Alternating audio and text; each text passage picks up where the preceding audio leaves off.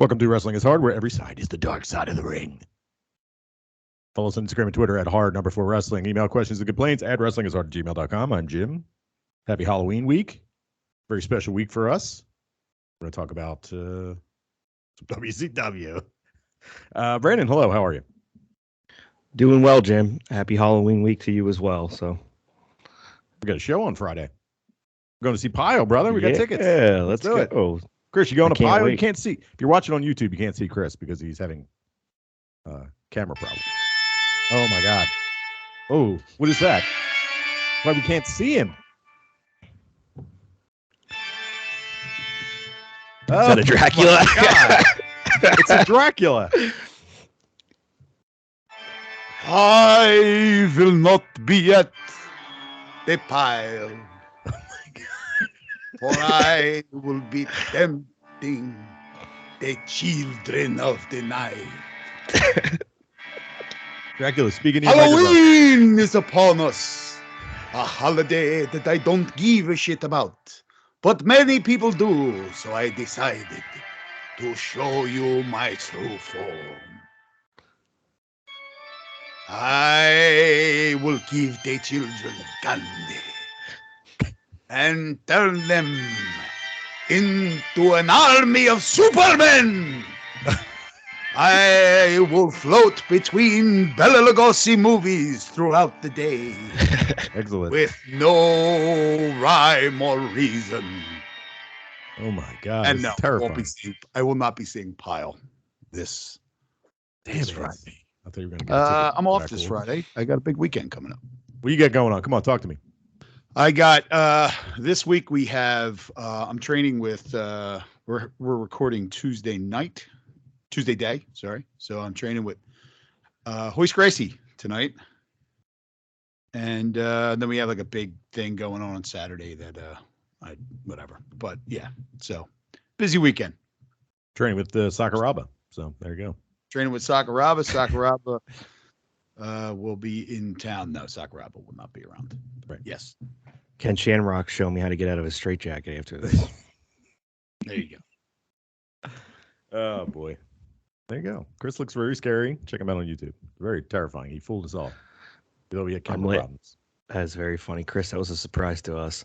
I'm laughing because I was pretty tired after the Phillies made the World Series, and I thought about texting you guys and being like, "Let's just do this later." I'm too tired, and imagine Chris having to go into the bathroom and wash his makeup off. Like, oh, because the Phillies game was 2 days ago, and you should have slept. And I have shit to do later in the day, and it costs me money, and it supersedes this. That's true. That's right. You would have been fucked. Brandon's on a 2-day hangover from the Phillies. Oh, The Phillies won. The game ended at 6 p.m. on Sunday. And if you couldn't get enough sleep between now and then, too fucking bad. Too fucking bad. That's right. It's of the dead. Did you put in the lottery to get tickets, Brandon? No, I think I'm done. I think I'm tapped out. I don't really want to go. I might enter it actually just to sell them, but I think that was a good grand finale for me. Nice. So fuck it. I was looking at Good the times. lines. I was looking at the lines. You know, What for lines? gambling. The okay. early line on the World Series. What is it? You putting any money on it? Nah. I don't think It's so. if you take Houston, you got to lay 160 right now, which isn't too crazy. It only makes it worth it if you're putting a couple thousand down. Get the hell out of here. Yeah, right. Baseball. Not something I don't care about. You talked about your innate sense of feeling when it's special. You think the Astros are taking it this year? Yeah. I watched a couple of these games. Phillies Okay. have some problems on defense, right? There was errors in almost every game. Sure, yeah. So I was I didn't watch much, and whenever something went wrong, I was like, yeah, I'll watch something else. I watched 2 errors in 2 games that I watched, and I was just like, I'm not putting myself through this. I don't know. Go Phils. I hope they win. Teams that drop basic infield outs usually win the World Series, right? That's how it works. Right. Yeah. Against extremely good baseball teams. Yeah. Good defensive baseball teams. So. Yeah. So. Chris kind of looks like Paul Bearer right now. He's got a Paul Bearer thing going on. He does. The way the look light's like hitting underneath, you look like you got a little of a neck there, a chin neck thing. It's too much. There you go. There you go. Look, he does look like Paul Bearer. Holy shit. Look at that. Yeah, let's talk about wrestling. Enough about fun stuff. Brandon had a good time now. He has to talk about wrestling. Wrestling that he didn't watch.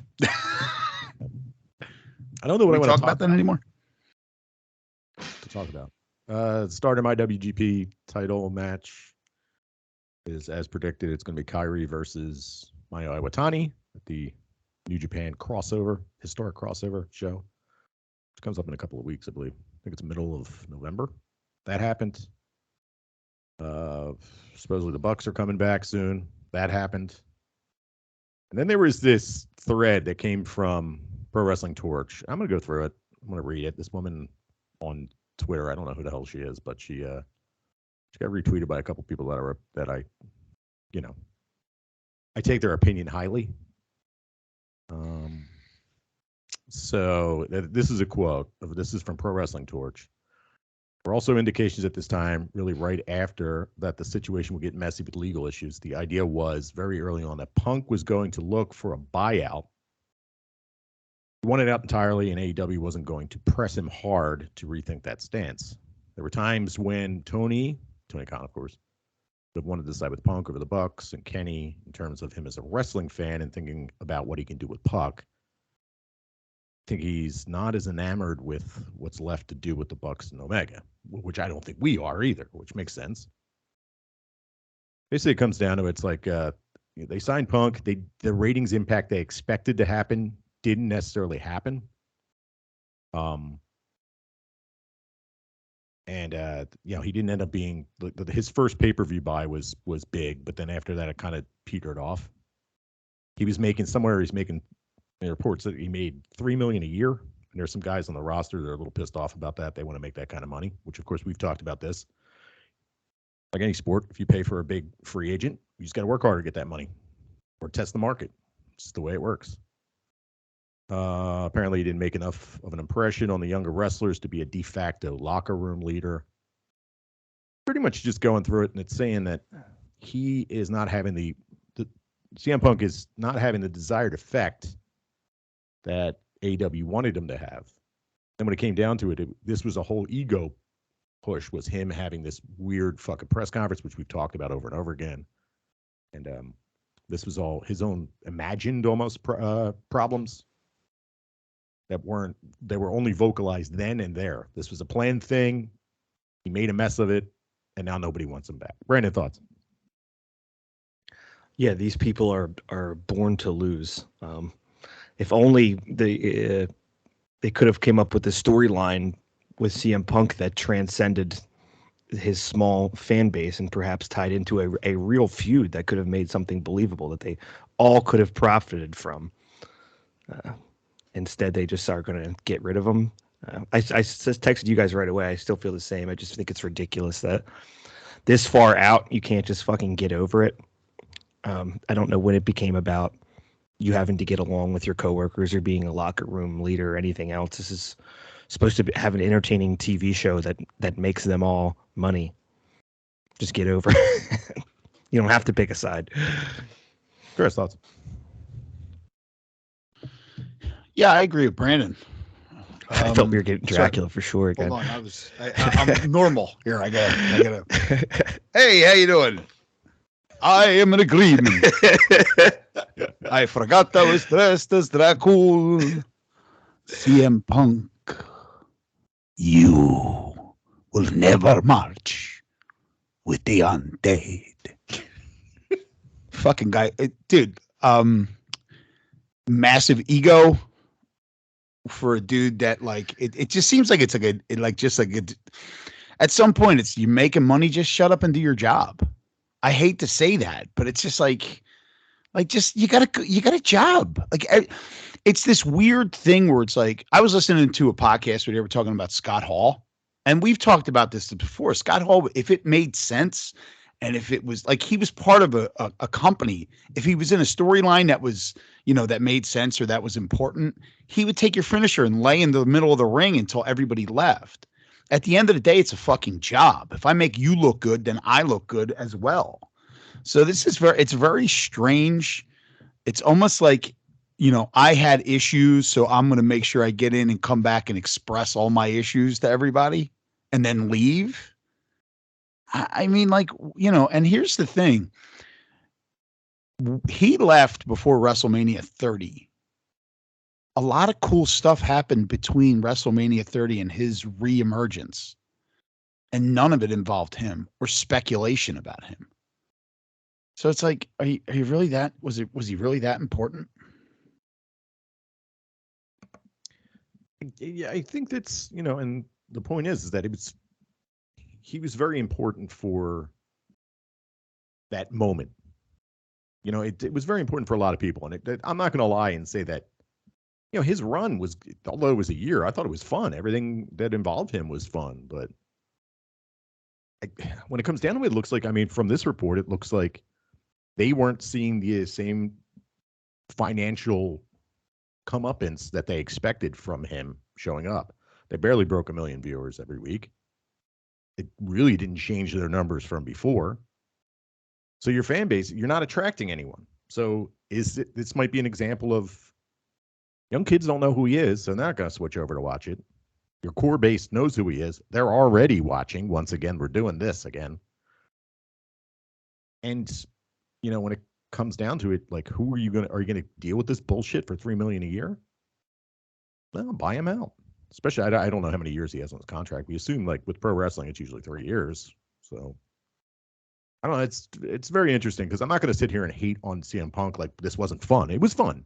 This was a fun year. But the motherfucker burned a candle at both ends. And now he's gone, probably. And any speculation, they might be going to WWE. That's fucking insane. You want to talk about fucking clown-ass sellout. If he goes, you better lose that Punk name real quick. Yeah, shit. To the dude, I'm sorry, to the dude he bitched about the most is pretty much running the show over there. The guy that he fucking just basically bashed every opportunity he got, Triple H. You know what I mean? So. I heard a bird. Yeah. Brandon, final thoughts on that? Someone is bothering me because they can't leave me alone. Yeah, I don't think there's any way he's going back to WWE. And maybe more importantly, too, from the business side, the guy is having a hard time staying healthy. He's, he just came back from a huge injury and then he immediately got hurt in a couple minutes of, who knows what the fuck happened back there. But I don't know. Yeah, they CM Punk thing, seeing the cult of personality and him coming out, they hammered pretty hard into the ground. For them to get anything more out of him, it would require another bigger storyline.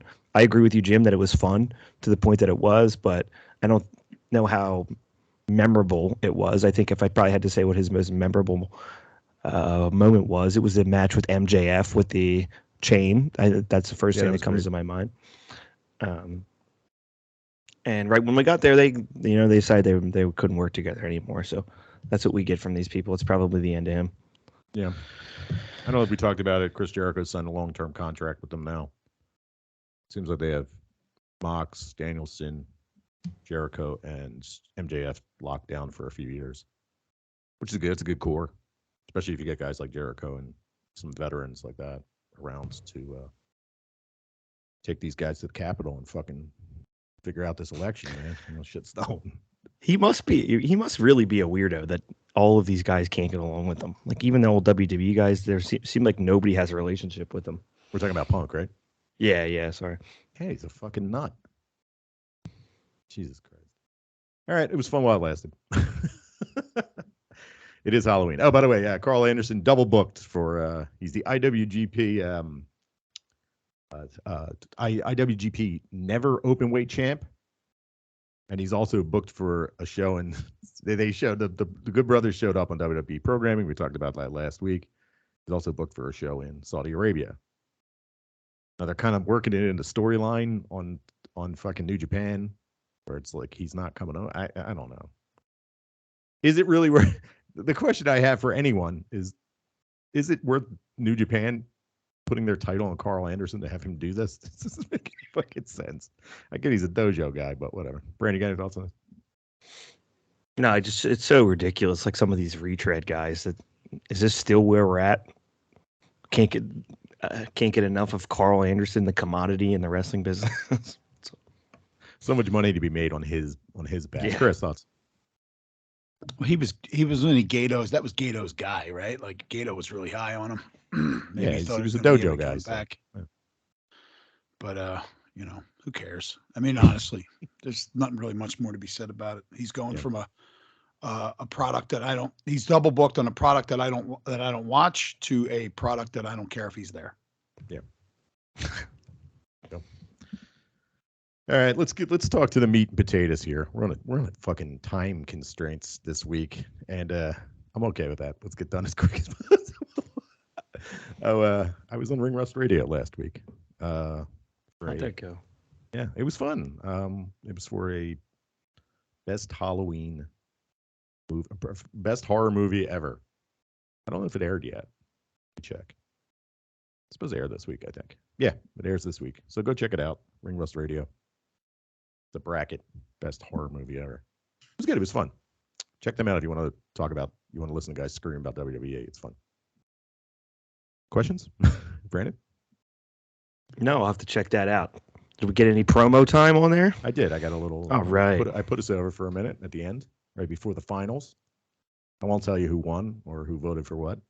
No, don't spoil it for him. I did a little, brought a little Wrestling is Hard to the Ring Rust Radio program, to the shock and probably appalled nature of the people that were involved. Might have talked about some dwarves, some little people. This is how I see this going. Right, Jim, you got anything else you want to add? Yeah, check us out on. Thank you for listening to Ring Rust Radio. They just cut you off at the end. Those guys are great. Those guys are a lot of fun, and they're really funny. But Donnie is a lot of fun. Yeah, he's a riot. So go check him out. But anyway, it's Halloween. It's Halloween week, and we were up in the air about what to do for this week. It is also our 100th episode. Thank you very much. Applause to us. 100 episodes. We made it. 100 episodes. To make it to one more every week. It's like is nothing compared to the 1,000 years I have lived on this earth. It's true. He comes and goes. What can I say? Yeah. Little Bella floats in. And ooh. Look, he's got his Misfit shirt on. Bela Lugosi is fucking crazy. He's really haunted. This is let's get that right. Bootleg Misfit shirt. The only kind, the best kind. So we watched Long sleeve. Halloween Havoc 1991. We're gonna go through the whole card. I don't know why, but we're gonna go through the whole card. If you want to check it out, if you want to pause this, check it out. And if you haven't seen it before, then listen to us. It's available on Peacock. It's WCW Halloween Havoc Season 3, Episode 1. Peacock fucking sucks, man. So bad. It actually worked well. It actually worked well, believe it or not. I was actually surprised how well it worked when I did it. First time, turned it on, worked the whole thing. Yeah. Yeah. It's got ads, even though I pay for it. All right, before we jump into this, Brandon, thoughts on this? Have you ever experienced any WCW from this era, 1991?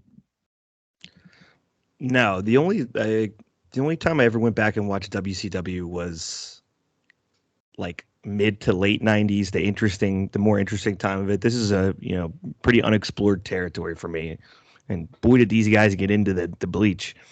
There's one after another. I'm like, is that Bobby Eaton? Is that Bobby? They all look the fucking same.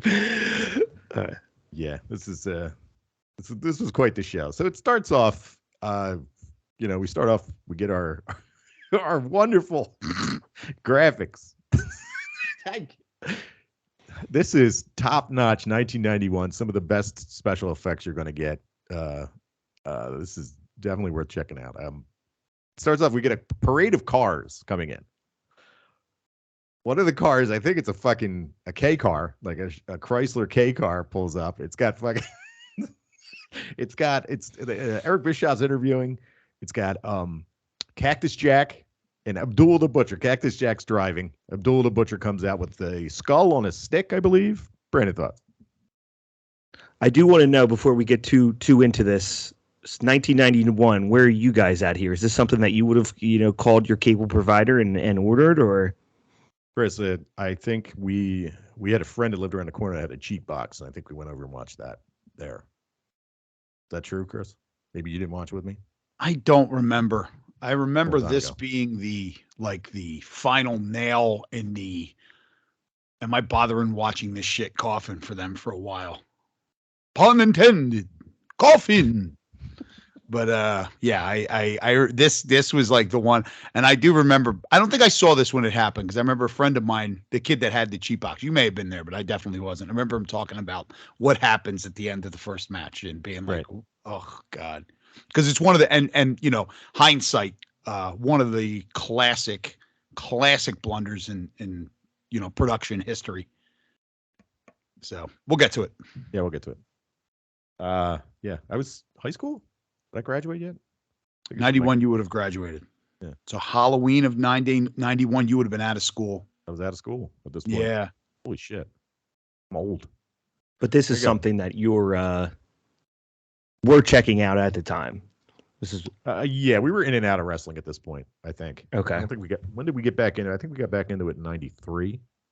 Yeah, 93 probably. To all the Japanese stuff. Wing, FMW, All Japan, New Japan, All Japan Women. That's when I got back into wrestling. Because we had a friend that did all the, at the time he was our friend, he did all the bootlegging. He was like the big guy on the East Coast that did bootlegging. We did backyard wrestling with the guy. That's how we found out about the stuff. We would get free copies of these videos. Right? ECW, when was that? 95 ECW? ECW was 93. There you go. Same time. Yeah, it was all around that same time. I went the summer of, it was the summer, the first time I went was a television taping. It was the summer of, after I had gotten out of school. So 93. So 93, yeah, out of high school. Or 94. I don't remember. 93. Yeah, 93. Yeah. And I started going to ECW because they started bringing guys in from Wing. Dark Patriot. Eddie Gilbert's ugly brother, Doug, was the Dark Patriot. Miguel The Perez. Headhunters. It's good stuff. This has nothing to do with what's going on in WCW. So anyway, so then we get Barry Windham and Dustin Rhodes pull up in a cattle. What are they driving there? Who knows? It was convertible. Two-seater. Yeah, it was a two-seater. It was like a sports car convertible, bright red. They come out. They do an interview. But mind you, these guys are lined up to go get interviewed in their cars. It's so fucking weird. They get jumped by Larry Zbyszko and Arn Anderson. The Headhunters. What the fuck are these guys The called? Enforcers. The Enforcers. No Four Horsemen here. Oh, interesting. Brandon, thoughts?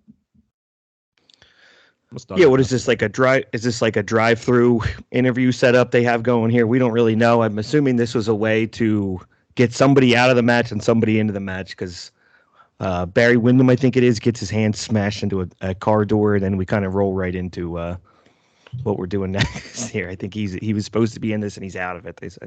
This is a TV angle? I don't remember why this is a thing. Also, it shows you where WCW is right here, where they're doing a pay-per-view in like a 5,000 seat place in Chattanooga, Tennessee. Right. That's good. Oh, so I just looked up. So Flair was probably no Four Horsemen because Flair is in WWE. Yeah. Probably still at the time because WrestleMania 8 was in 92. So yeah, he was in WWE at the time because this was 91. I would assume Barry Windham probably needed to get hurt because he probably was hurt. He was injured a lot during this time. I remember that. And I thought it was funny because those two dudes came driving in a two-seater like Miata. Like those two dudes should have been in a pickup truck, right? Or on horses. Yeah. Like Barry Windham and Dustin Rhodes. What are we doing here? Oh, so good. Yeah. All right, let's get into the card. Mind you, this card is 11 fucking matches. And they start out hot. We get The highlight of the show, God, I wish I had known this going in because we would have just reviewed one match. The Chamber of Horrors match. It's a bunch of bad guys versus a bunch of good guys with no one working together at all. Brandon, thoughts? Yeah, this is really what we should spend the bulk of our time talking about, in my opinion. This is an abomination and right up my alley. Just starting with the fact that we have a cage in a cage that comes in at some point in the middle of the match and takes up probably 2/3 of the square footage inside of the ring, just the logistics of this. Inside of that cage is an electric chair. And the premise of the match is that you got to tie somebody down into the electric chair. And then you have to go to the side of the cage and pull a lever to electrocute them. That lever is already down. You can see the off switch. You can see the off switch, and it's on. It's sitting there to start the match. They can't get it to stand back up. And there's 8 guys in this cage and 4 coffins in there. Nobody can move around. So just starting with this, they should have immediately been like, how the fuck are we going to fit anybody in here? Here's the guys that are in the match. So the good guy team is Sting, the Steiner brothers, and El Gigante versus Abdul the Butcher, the Diamond Stud, a.k.a. Scott Hall, Cactus Jack, and Big Van Vader. Chris, thoughts? So a couple things here. Number one, I want you to look at the talent on that. 6 of the 8 guys that are in that ring are some of the best that ever do it. Right? I'm going to take Abdullah the Butcher out, and I'm going to take obviously El Gigante out. You have 6 of the best guys that have ever worked ever in the ring, and they just can't get it together. It's like they were told that they were doing this 5 minutes before they went out. I noticed too, they're all, as soon as any of them hit the ground, they're covered in some kind of soot or some shit all over them. Dirt. It happens throughout the entire show. Right. And you didn't mention this, and I'm surprised you didn't mention it. I've got things to talk about, but go ahead. The stage setup for this thing is like a 12-year-old did it. Coffins and fucking tombstones. There's a dude in a coffin at some point who pops out. They never explain it. They just beat the living crap out of him. Okay, and he's got a mask on, like he's somebody. Maybe that's where Barry Windham ended up. Then you got the what I was talking about, which was one of the all-time greatest production gaffes, wasn't the fact that the switch falls and that you can. It's the fact that they keep showing it, right? And I just wanted to ask both of you guys: have either of you guys ever in your life smoked a little reefer eye? I know, the reefer eye camera. The reefer eye camera. They got the referee in a hockey helmet, a CCM helmet with a camera on it, and they're calling it the reefer eye camera, but it's spelled reefer like weed. Yeah, and Jim Ross and Tony Schiavone, you can actually feel them cringe through the TV set every time they're forced to say that it's the reefer eye camera. They keep saying it over and over again. Also, though, the one thing that really made me laugh, which that breaks in the middle of it, by the way, the referee camera's cutting out as they're going to it. Oh, right. God, it's so bad. And I'm watching this, and like I said, in hindsight, you're watching this match. There's 8 dudes in it. As soon as, in 2022, as soon as I see the Steiner brothers walking down the ring, I think to myself, under no circumstances are any of these human beings in this ring, in this match, are going to be able to hold the candle physically to these fucking animals. Like, how am I supposed to watch this back and believe that anybody in any wrestling group ever can wrestle with these 2 lunatics? They're fucking out of their minds. I mean, at one point, Rick Steiner's just climbing a cage just to climb it. Yep. Like, what the fuck is going on? So it was Abdul the Butcher. Yeah, Abdul the Butcher. I think he was like, that's quite the sight. Just to clear some space, they can move around in there. Oh, my God. And then no rules. No, I shouldn't say rules. No, parameters. Like, all of a sudden, the thing just comes down. Who is it? Cactus Jack's underneath it. Like, I gotta get out. He's gonna die. At one point earlier in the match, they say at some point the chair will come down from the ceiling. They don't at some point. What the? And then they have dudes with makeup on worse than mine right now. Oh, the walking down to the ring. Like, could you perfectly trimmed beards with makeup, white makeup? Like, what? The goals are these some kind of goals with a stretcher. Yeah, with a stretcher to carry off But the if you- dead body. It's funny when you watch it, and then like if you think about this, like you can see, because people are always like, oh well, Vince is always in the rear and he's making them say these things over and over again, and he makes them hammer these points home. But it's always like they may say it over and over again when Vince was doing it, but he knew what he was doing. It was always like kind of a smooth transition. It wasn't like this where it was like he would be like even if he was, because back then it would probably be Gorilla Monsoon and Bobby Heenan, but they would be like, whoa, what is this? These guys look like some sort of, what do they look like? Oh, they look like ghouls coming down here. These ghouls. What is going on with these guys? They're scary. They would have framed it, not just like, they're ghoulish. they're ghouls coming down there. And here we have the ghouls. Man, so bad. I loved it. I laughed so hard during this. And how is this match not a main event? I don't know. Like, how do you insane. not? What makes you think that you start with this? Because this is a serious company, Chris. This is WCW, and the title match had to go on last. Yes, that's true. And I will say this. Business. We're gonna talk a lot of shit, but I will say this and get it out of the way right now so I don't forget. The fucking crowd is into this whole show. Totally into it. Right? Like, we're gonna talk some shit here, but the crowd is into this entire show. So yeah, we talked to Chris. You talked about the suddenly I think it's Rick Steiner is outside and he attacks one of the fucking coffins. The coffin spills open. Some dude in a mask, who I'm assuming is Brad Anderson by his physique, just knowing WCW, and they always had to work Brad Anderson. Brad Armstrong. Or Brad Armstrong. Yeah, Brad Armstrong, and he's got the black mask on. And he's involved in the match, and the whole theme of this show is there's a phantom. The Phantom is coming. The WCW Phantom. And at one point, they're doing a promo and they're talking about the Phantom. Where's the Phantom? Who's the Phantom? Where's this Phantom? And Shivani says, me and Missy Hyatt were looking for a masked man walking into the show, and we didn't see anyone with a mask, so I don't know who the Phantom is. There's a guy with a mask in the first fucking match that falls out of a coffin. This is absolutely insane. Brandon, thoughts? Debatably, two of them. I thought I saw two of them at one point in there. Yeah, Abdul the Butcher, after he gets electrocuted, he then pops back up and he just starts kicking like staff members of the WCW around. He kicks some guy in the head that's just trying to set the stage up. I felt bad for him. Mick He's Foley out there just giving everyone hepatitis. They can't get him in the chair. So Mick Foley just has to stand there and not turn around and look, because the whole keystone of the match is that he's accidentally going to kill his teammate. But his teammate can't get loaded into the electric chair. They go back for another close-up shot, as if the close-up on the switch wasn't bad enough. And you see that the headpiece that's supposed to execute Abdul the Butcher is just nowhere near his skull. It's 6 inches away from his head the whole time, but he's just rattling around inside of it. The fact that he's going to die.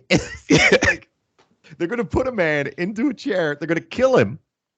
They're going to cart him off, and then they're just going to go on with the show that has 10 more matches.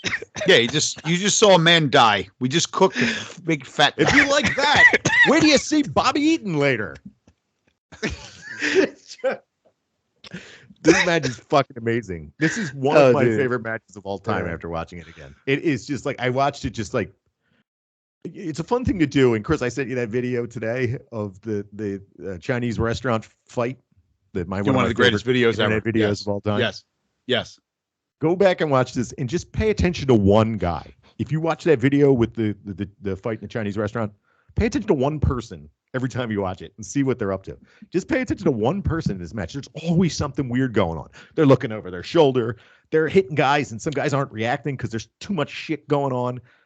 Fucking Mick Foley almost dying by that fucking electric chair dropping on the ceiling. It's amazing. He's in the middle of so much weird shit in this match, between the electric chair, the fucking camera staring at him, just looking off into the darkness next to the switch while he's waiting for his cue to set the switch off. And also, he's the guy that gets attacked by Abdullah the Butcher when Abdullah the Butcher rises from the dead from the electrocution. He attacks Mick Foley. So weird. Dude, this is amazing. So at one point, Sting just takes one of those coffin doors and he just throws it up in the air on top of Mick Foley. And he just watches it and then gets hit in the head with it and lays out.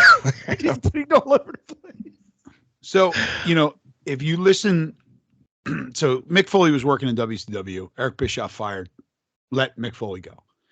When they asked Eric Bischoff later on, years and years later, why didn't you keep him? Because, Mick Foley goes on to become like this wrestling icon. And they asked Eric Bischoff, and he says, I got rid of Mick Foley because Mick Foley was intent on hurting himself.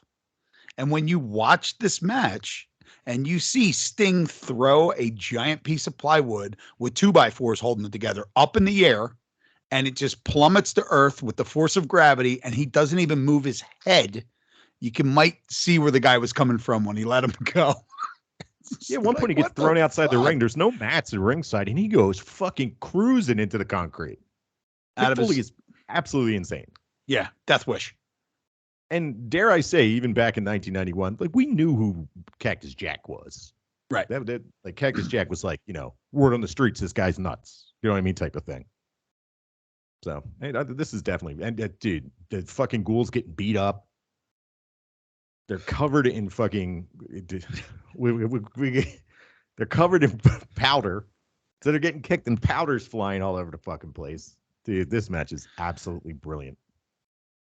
Okay, Chris. This is like, sorry, go ahead. No, I got no. I guess. Oh, and the fact that they obviously did not plan anything. They just went out there and they were going to wing it. 8 dudes in the ring, one of which has no idea what he's doing. El Gigante. 8 dudes in the ring, and they keep pointing out, they really need to work as a team here, and nobody's working as a team. Yes. It's like legit, like little kids play wrestling in the street. That's amazing. I love it. So good. This was excellent. Yeah. Final thoughts on this match, Brandon? I was just going to say, they need like if you enjoyed this, you might like feature on the WWE Network or Peacock, because I was a big fan of the Hanging of the Big Boss Man. Yeah, and this is right up my alley. I just didn't know that it existed. You can also, there's more matches than one in pay-per-view history where a guy just gets murdered to start off a show, and then everyone just moves on with just like singles competition. Right, like the graveyard match with Undertaker and AJ Styles where it gets buried alive, which we talked about. We talked about that, how they missed an opportunity. They really did. To have AJ come back covered in dirt. Like, I just got out of the hole. Yeah. Like, I'm still alive. Instead of it's WWE, so it doesn't matter. None of it we just pretend it didn't happen. They should have just had him. It bothers me so bad that they blew that opportunity. Right. Because it would have been so fucking great if he showed up on Raw the next week just covered in dirt. Like nobody can take me out. Right, like Beatrix Kiddo in Kill Bill Volume 2. Exactly.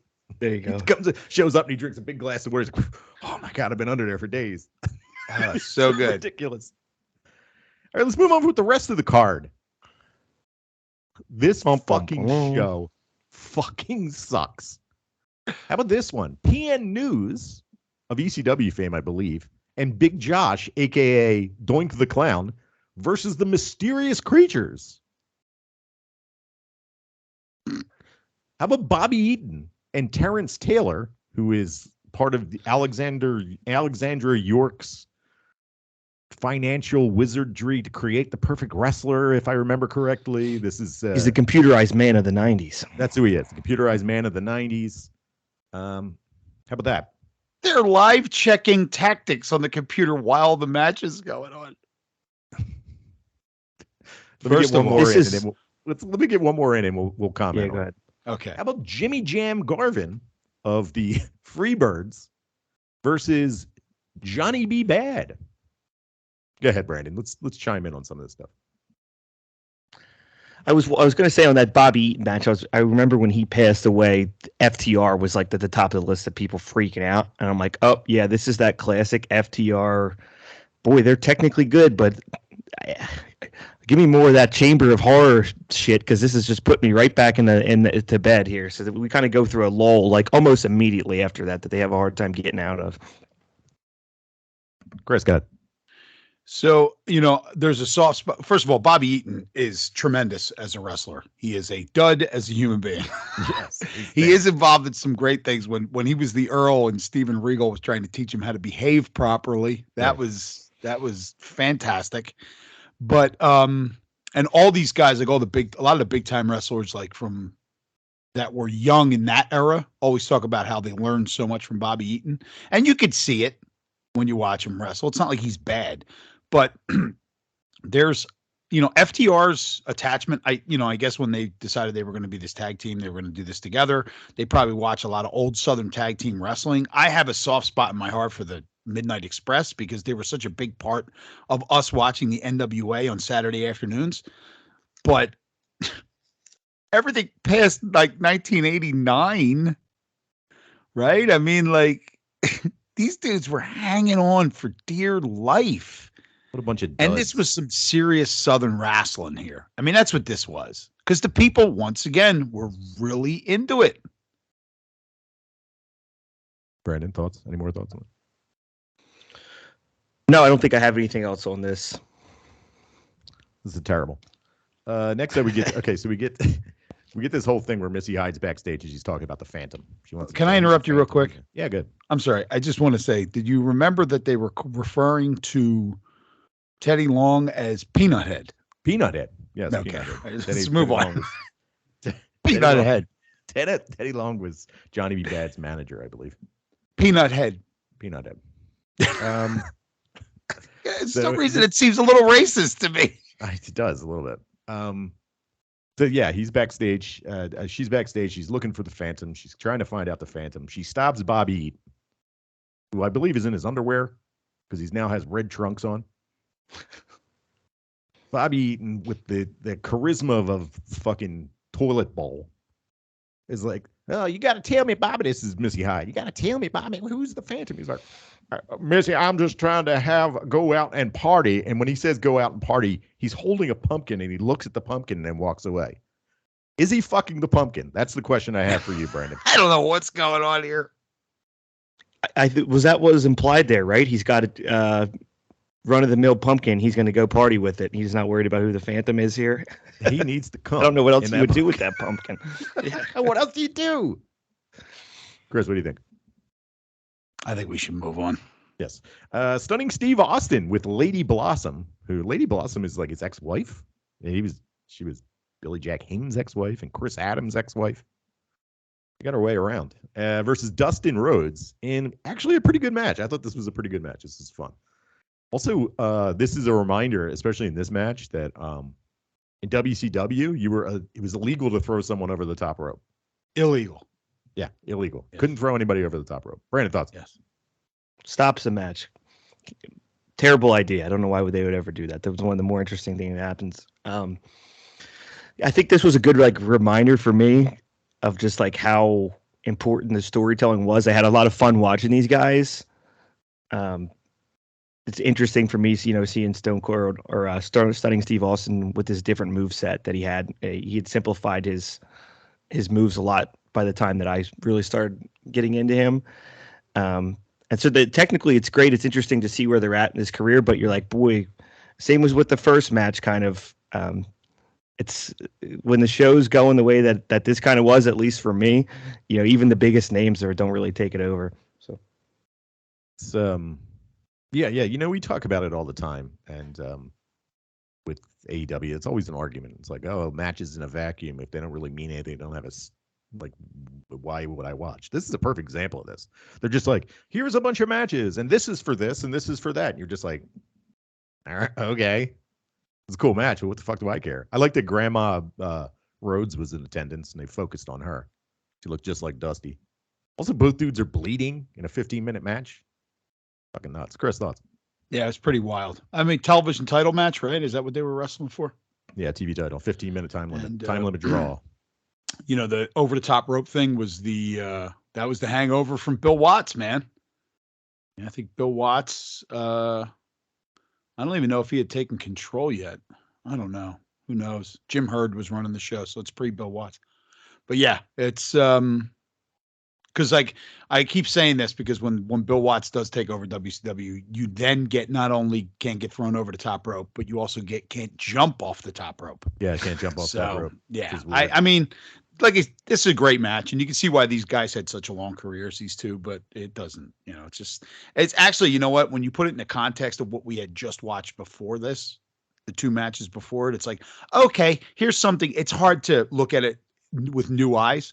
You look at it like, oh, here's something. You get to watch young Stone Cold go against really young Dustin Rhodes, and it's kind of got some novelty to it at that point. And it's not like I'm watching that particular TV show every week at this point. So what do I care? So it was entertaining. I liked it. Yeah. Also, one thing I noticed is, Eric Bischoff in his WCW days when he was in charge, he gets a lot of shit for not talking about the match that was in the ring and talking about the stuff that's going to happen after. That happened throughout this entire show. He definitely learned something from Bill Watts, and it was to do that, which is obnoxious as hell. You get a match in the ring, and they're like, later on, we're going to see, Lex Luger, and you're like, just pay attention to the fucking ring, please. At some points in this too, Tony Schiavone looked like, especially after that first match, like disgusted with what was going on. You just kind of see him like staring into the abyss, just like, holy fuck, there's so many gaffes in a row there, and we just got to keep moving. That's good. Nothing. No, let's go.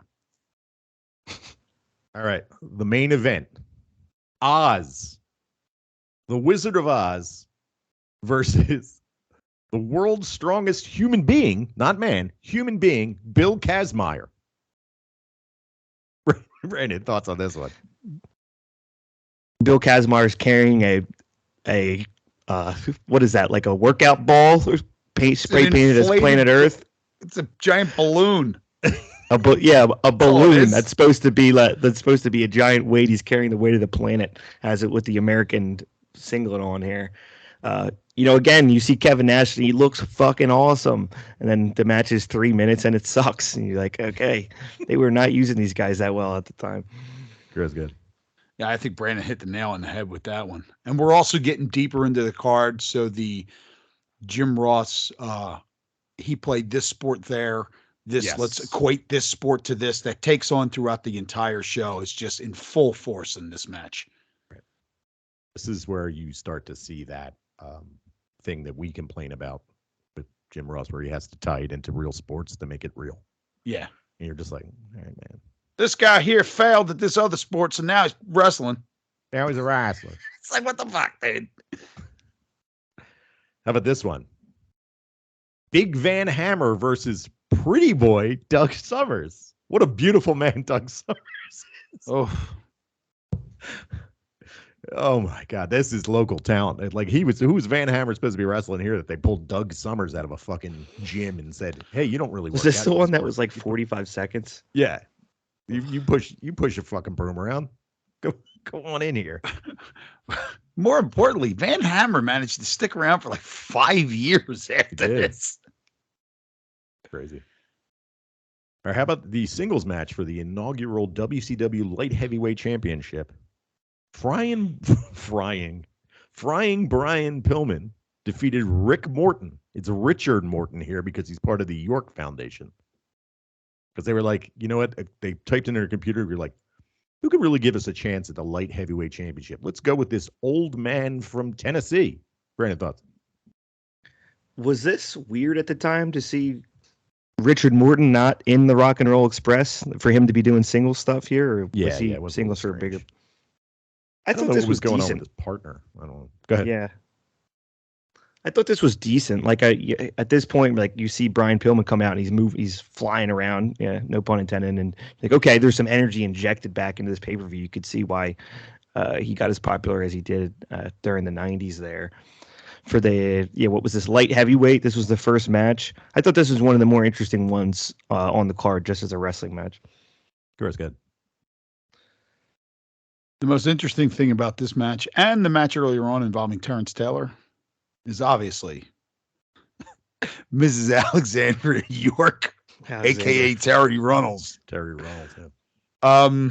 What was Richard Morton, who is now the computer analytics wrestler of the '90s, is still wearing Rock and Roll Express gear into the ring. So it's good to see that you actually change your fucking clothes to change your character, dude. I ain't buying new shit. Fuck this. I got enough shit. As you can tell, this show is tough. It's tough to watch. There's some highlights, but this is rough. All right, how about this one? 1 minute and 30 seconds. The Halloween Phantom we get defeats Tom Zenk. And the Halloween Phantom has a pretty prominent mustache. And also, they say, yes, Tom Zenk was ready for a rude awakening, and spoil who the fuck it is, even though you could tell just looking at it. But Rick Rude is now in WCW and is working with Paulie Dangerously. Brandon, thoughts? Yeah, what a way to suspend disbelief there. He's got the only luchador match where this piece between his nose and his mouth is like 1/4 of an inch thick, and as soon as you see that 50,000 hair follicle per square inch mustache, you know who it's got to be there, right? So dense. So Paulie Dangerously, Jesus Christ, that guy's still it's weird to see him just screaming like he's about to have a heart attack 30 some years ago. Yeah. Chris, thoughts? I don't know. They had me fooled. I wasn't sure who it was. I mean, there weren't many wrestlers that. There was a lot of wrestlers with super thick mustaches that did a neck breaker, and I mean, it couldn't have been more obvious who it was. Quite the rude awakening. I didn't even catch that. As soon as he walked out, I was like, as soon as he walked out from the back, before I even saw the match, before I saw the before I actually saw the mustache, I was like, oh shit, that's Rick Rude. And I can almost guarantee, in knowing WCW, like watching enough WCW back then, that they probably had him in no shirt. And somebody was probably like, dude, you can't. Like, look at him. He's got anchor tattoos. He's shredded. Rick Rude. R.I.P., right? He's dead. R.I.P. A lot of dead guys in the show. Mm-hmm. Not Missy Hyatt. Yeah. Nope. She's still like, still Missy Hyatt. She was always my valet crush. I love Missy Hyatt. There you go. WCW World Tag Team Championship. The Enforcers, Arn Anderson and Larry Zbyszko, defeat the Patriots, Todd Champion, and Firebreaker Chip. Brandon, thoughts? It's so funny that we picked this pay-per-view, because this is not that good of a pay-per-view, and here's where it really cements itself as pretty shitty. We get an extended fucking 10-minute squash match with Arn Anderson hitting a spine buster to finally give us a little bit of relief. As is the co-main event after 15 things, you're like, oh my god. Chris, thoughts? So I'm gonna go against the grain here. I was actually amazed at how good this match was with those two buffoons, the baby faces. I was like, what? Who? And they actually weren't. It actually wasn't that bad. We're never gonna get a chance, I don't think, ever to talk about him. I think Larry Zbyszko is way underappreciated. The guy could work his ass off, and he was great on the fucking mic. He was great as a collar guy on Nitro. So, I mean, even at that point in his career, the guy was fucking, he also beat Bruno Sammartino with a chair.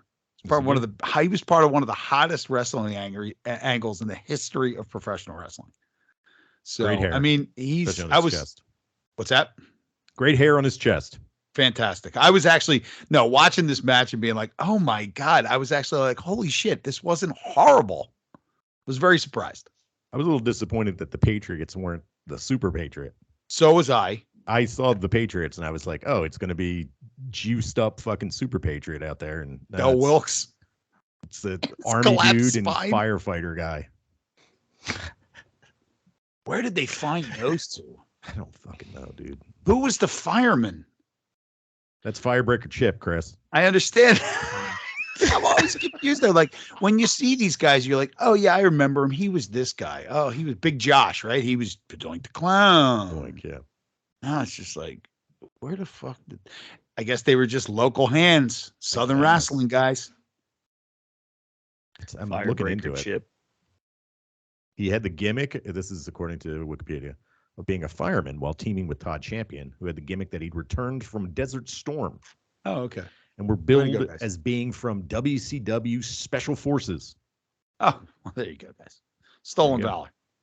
Todd Stolen Valor. Champion. Like this, like you said, right? This is the co-main event. This is the semifinal before the final, and they're like, "Put the Patriots out there. I want to see. I want to see what Firebreaker Chip can do. Let's move the needle." Fuck. And here's your main event: 2 out of 3 falls match for the WCW World Heavyweight Championship.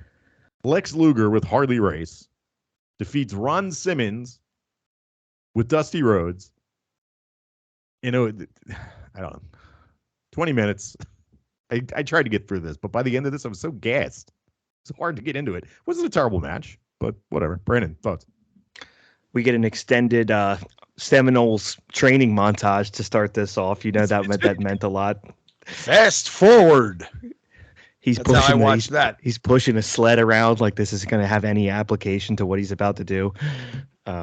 Yeah, I probably should have fast forwarded through that, but I actually found that to be one of the more entertaining parts of this. I like, when you get a 3 pinfalls match, it's just an extended way of having a 1 pinfalls match. I can't think of a time where it went 2-0.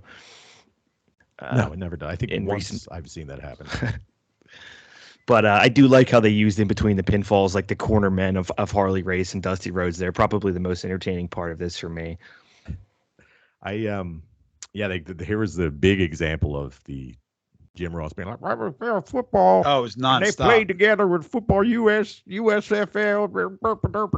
Chris, good. The most outrageous thing in this match was Dusty Rhodes' jeans pulled up to his tits and his asshole eating his jeans in the back. I was like, look at this. His jeans are under his nipples. And then they showed him from behind and he had full-blown butt-eating pants going on. Like, did this man... maybe he was just like, I'm the everyman. This is what the everyman looks like. Yep. He saw some dude in the parking lot that was dressed like that, and he was like, I am the everyman. Yeah, it was Eric Bischoff dressed as Dracula. Also, the weird thing, and I've heard other wrestlers talk about this, that it's a weird thing that they do. Some guys, they were such egomaniacs that they kick out on the 3 count. Ron Simmons does this in the final fall. Like 1, 2, 3, and then he kicks out at the last second, and you're just like, what's the point? Just take the fall. Who cares? Yeah, who gives a shit? Yeah, like, I gotta look strong. What the fuck are you talking about? This is fake. How about this? You want to look strong? Don't have hair that looks like that. Oh my god, it's looks like a fucking. Don't have that hair. That like straightened Processed. over the ear, over processed hair. Oh my god. I'm sorry, death is taking me back to the grave losing here. him. Losing him. Brandon, thoughts? Any final thoughts on this? This waste of fucking time. Yeah, it was fun. It was fun. Unfortunately, just one of those ones where it's a slow bleed out for 2 hours after the chaos of the first 30 minutes. Like you kind of take it in, and there's a couple ups throughout. Sterling, Steve Austin, and Dustin Rhodes is worth watching. Brian Pillman I thought was funny. If you're the type like Chris to appreciate, the Steve Austin 2 guys, Sterling. Steve Austin. Sterling, Steve Austin. We get a couple small ups with many big downs after the chaos of the Chamber of Horrors. That was a Chamber of Horrors. Chamber of Horrors. The wrong reasons. It's definitely a look back in time. Sterling, especially the amount of, and you said at the beginning, the amount of wrestlers they were fucking bleaching their hair out, stripping every ounce of nutrients out of their hair. Just like, hey, maybe that's what was all over the floor of the Chamber of Horrors match. It was getting all over everybody's back. It wasn't dirt. It was hay-ass hair. Yeah, it looked like a high school wrestling team. Somebody got the bottle of bleach and they all just goofing off at a sleepover. Everybody had the blonde mullet. Like you said, there was definitely like parts where it was one of those pay-per-views where the first match is absolutely fucking ridiculous, so much fun, and the rest of the show is just a bunch of wait, what?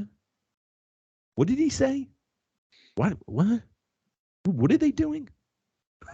There was a lot of that, which isn't to say that it was bad. It was entertaining. I mean, I laughed, but at some points, I'm just like, what the fuck? What? Oz? Oz on a pay-per-view. Losing to Bill Kazmaier. I forgot Bill Kazmaier. Kazmaier, even strongman. Bill Kazmaier was even a pro wrestler. I forgot all about it. Yeah. Chris, final thoughts. Well, at least after this one, we get to move on to the, I believe, the inaugural Starcade Battle Bowl, the Lethal Lottery. That's right. I have that in my notes.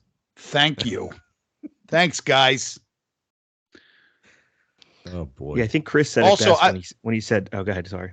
No, let me just point this out because I thought it was funny. I just kind of remembered today. So when we were talking about which one we wanted to do, you were saying we can watch 91 or 93. And I remember texting, I looked through both the cards. I think 91 is going to be ridiculous, but I'm going to have to go with 93 on this one. And then Jim said, we're watching 91. I just said, fuck it. I don't really care. Doesn't matter. But 90, yeah, this was, 91 WCW. Stinker, man. This is when they were still doing house shows and they weren't in Disney yet. You know, this is not good. This is bad. This is real bad. No and Dungeon of Doom yet. Yeah, these dudes they couldn't hold on to because they were making them the Wizard of Oz. Yep. You know what I mean? Like Diamond Stud. Right. These guys are young. Diamond Stud and Wizard of Oz were fucking young in this show. They look exactly the same, like to this day, except gray. Especially fucking Kevin Nash. That dude doesn't age. He's just gray as shit. No. Yeah. He comes out with the bleach blonde hair. He's got bleach blonde hair. Yeah. The Oz get up and loses in 3 minutes to a guy that's not even going to be in wrestling in next year. To Bill Kazmaier and his giant do balloon with the rubber bands on it that you punch. What were those ones that you sit on and had like Mickey Mouse's head? Oh, that thing. Yeah. I forget what they were called. Yeah. All right. Final thoughts, Brandon. I was going to say, I think Chris said it best when he said you can't start a pay-per-view by executing a giant man and then expect us to get into 11 singles matches. Chris? Nah, I got nothing left. I have to go hunt. I must hunt tonight. For what? The week of the hunt for blood. Please go meet Hoist Gracie with that makeup on. I am. Yes. And no pants. No pants. So what do we got going on? We got fucking Hangman Page. He knocked himself out. Got a concussion. You guys catch this? Yeah, believe it or not, too. When I saw the video on Twitter. I was very surprised to see that there were a lot of people in the Twitter world that were well versed in how to take a clothesline bump and how to deliver one, and how it's Mox's fault that this happened. Yeah. Or I'm a big fan of this wouldn't have happened if it was they had performance center. What's off? What? 8 billion wrestlers existed in the world. How many times, it's like, how many times do we not know how someone got injured in WWE and they're like, oh, their shoulders hurt, they're out. It's because they were doing a fucking Thursday house show. They tripped and fell or something like that. Slid under the ring. Right. Too funny. All right, let's go home. Thanks for sticking with us for 100 episodes. If you've been here since day one, that's fucking insane. Get a life. What is wrong with you? And check me out on Ring Rust. Now streaming. Talking about horror movies. It's pretty good. Thanks for joining us this week, and join us here every week at Wrestling is Hard. Follow us on Instagram and Twitter at hard4wrestling. Subscribe and follow. Tell your friends. Brandon, Chris, Jim. We'll be back here next week. Happy Halloween. Dracula, you got anything to say? Dracula. There you go. Fuck you!